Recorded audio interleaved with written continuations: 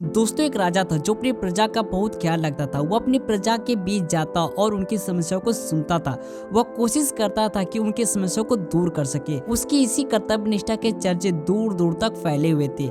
एक बार राजा अपने राज्य में भ्रमण करने के लिए निकले हुए थे, तब उनके कुर्ते का एक बटन टूट गया। यह देखकर राजा ने अपने मंत्री को तुरंत बुलाया और उसे आदेश दिया कि वह गाँव से एक अच्छे दर्जी को बुला लाए जो उनके कुर्ते का बटन लगा दे। यह सुनकर मंत्री ने गाँव में दर्जी की खोज शुरू कर दी। संयोग से उन्हें एक दर्जी मिल भी गया। गांव में उसकी एक छोटी सी दुकान भी थी। उस दर्जी को जल्द ही राजा के पास लाया गया। उस दर्जी से राजा ने कहा कि क्या वो उसके कुर्ते का बटन सिल सकता है।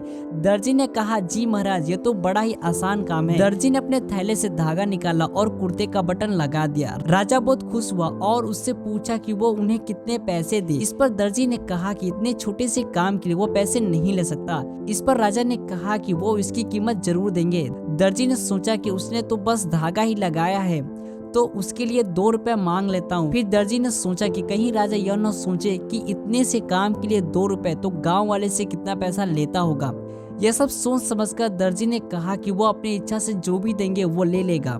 यह सुनकर राजा ने अपनी हैसियत के मुताबिक उसे 2 गांव देने का फैसला किया। राजा ने कहा कि कहीं समाज में उसका रुतबा छोटा न हो जाए, इसलिए उसने ऐसा आदेश दिया। दर्जी ने मन में सोचा कि कहाँ वो 2 रुपए मांग रहा था और कहाँ वो 2 गांव का मालिक बन गया।